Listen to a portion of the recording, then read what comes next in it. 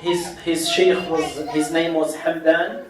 To Al-Nisi, he offered him to stay in Medina. He said, yeah, Algeria is in war. Why don't you stay here and enjoy, seek ilm and teach others. And another sheikh of him, he's from India, he told him, don't stay here, Medina does not need you, but Algeria needs you. And in that year, he decided to come back to Algeria with the Sheikh Muhammad al-Bashir al-Ibrahimi. In 1926, he started an association like ours. And I just want you to imagine, like, in 1926, Algeria had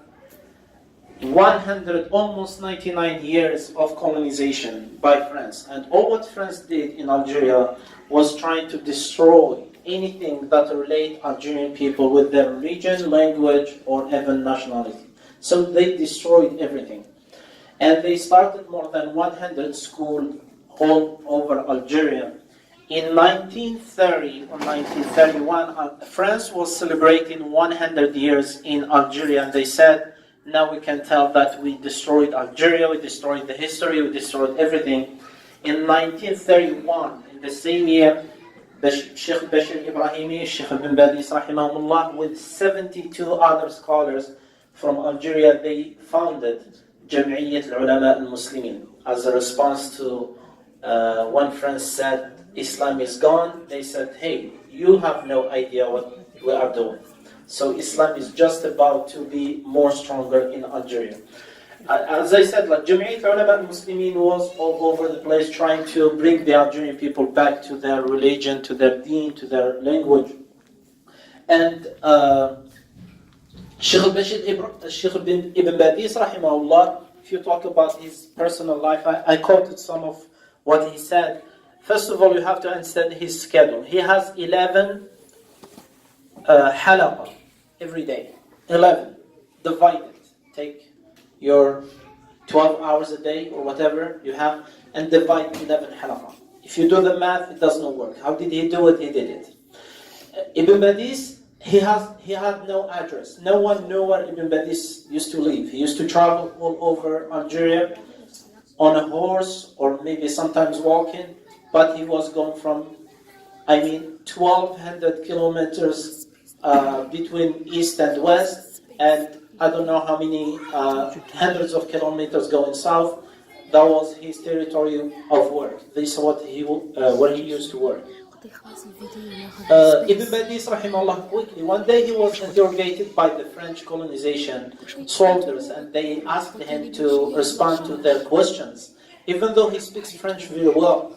But when it came to being proud of being a Muslim and Arab, he said to the one who was translating, he said, "Sajjil an Arabi." Write it, take from me, and said an Arab has said this. He didn't want to speak in French. Ibn Badis is the one who said, I would take a bullet in my chest. I would take a bullet in my chest and don't accept French as a language to enter the Algerian school. I would take a bullet in my chest and not accept French language to enter.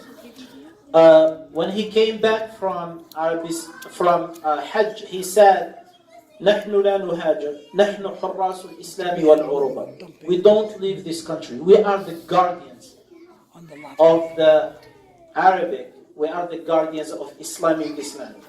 One day they elected him to be president of one club of it was one of the seminars that they organized in 1936, I believe, to defend the rights of Algerians. He said, even though you elected me to do something else, but something that you don't know about me, I'm waqf lillah.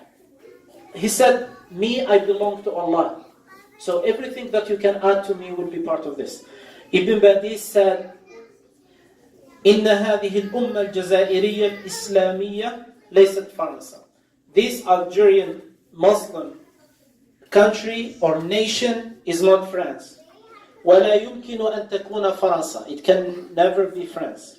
ولا نريد أن تصير فرنسا. We don't want it to be France. ولا تستطيع أن تصير فرنسا ولو أرادت. Even if it wants to be France, it can never be France. He said one day,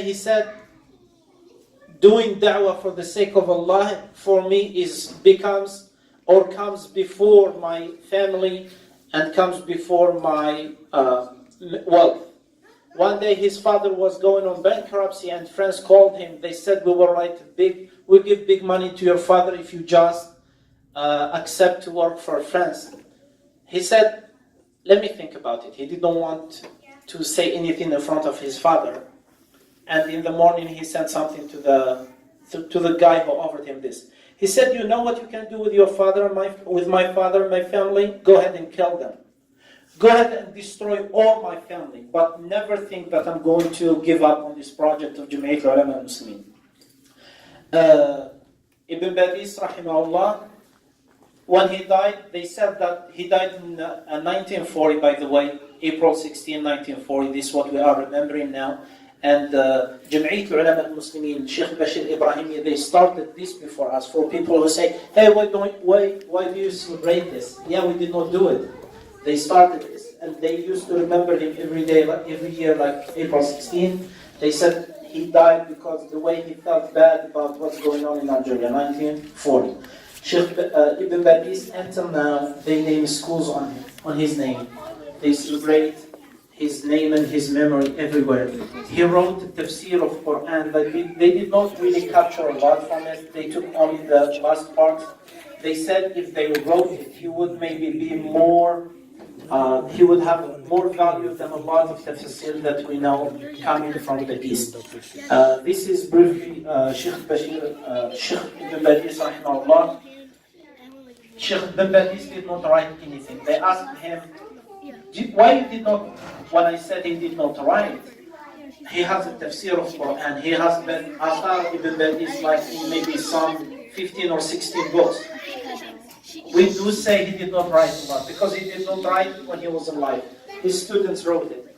They said to him, and this is what I'm going to conclude with, why you did not write a lot of books, or you did not write a lot? He said, شغلني تأليف الرجال عن تأليف الكتب. I was busy making men instead of making books. In the time that other people were just writing with the ink on paper, I was making and creating men for this nation. We ask Allah Azza wa Jal أن يرضى عن ابن باديس رحمه الله وعن كل العلماء الذين ساهموا في تثبيت الأمة الإسلامية والأمة الجزائرية خاصة على دينها. We thank Allah Azza wa Jal that before we were born, He made some people فَإِنْ يَكْفُرْ بِهَا هَؤُلَاءِ فَقَدْ وَكَّلْنَا بِهَا قَوْمًا لَيْسُوا بِهَا بِكَافِرِينَ. Allah Azza wa Jal, maybe everyone was judging that Algeria is going to the wrong way, but Allah Azza wa Jal brought some lights to Algeria through these people. رضي الله عنهم جميعا, جزاكم الله خيرا. And that was it for my introduction about Sheikh Ibn Badis rahimahullah. Today, inshallah, we will have presentations from maybe 9 or 8 of our youth. They will be presenting, inshallah, about some states in Algeria. We will have, first, I want you to remember who's coming first, so you guys get ready. Sarah, Anis, and after that we will have a break, and then Nada and Amina.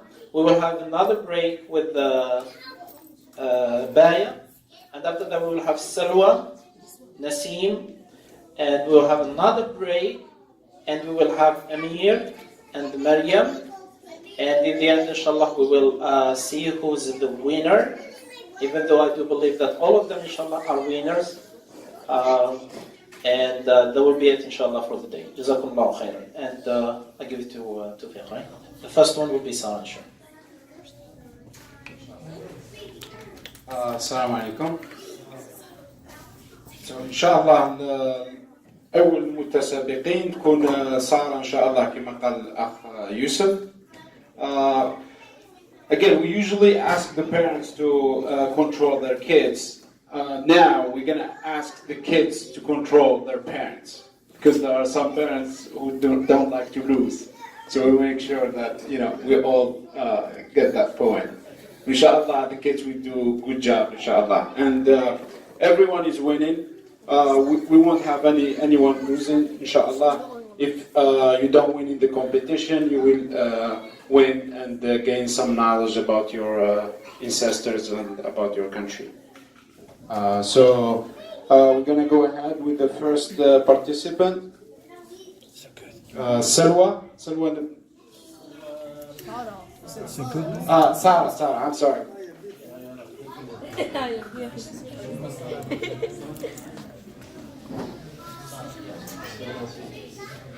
There's no good food in the break. Huh? There's no good food in the break. What? What are you gonna do? How long is the break gonna be? We're gonna eat something. I drink juice and soda for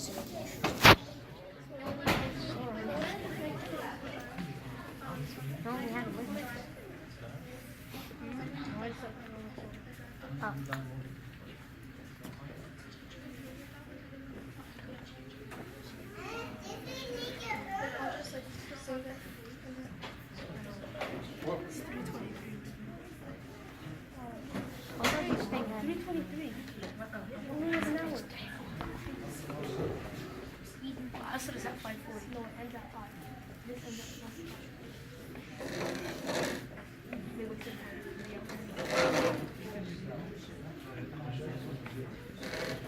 So I might be going down until mom. It starts at 2. Actually, No, look, she's typing her password. all eyes on the screens. SARAH94. Got it.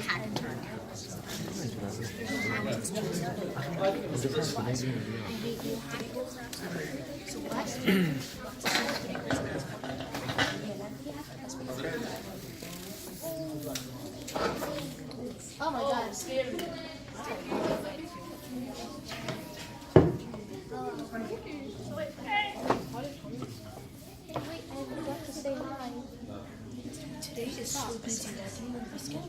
I'm doing about the Adrar province of Algeria, and I'm Sana Mary. The Adrar province is located in the southwest Algerian region. The province is named after its capital, Adrar. It's the second largest province in Algeria, and it's 424,928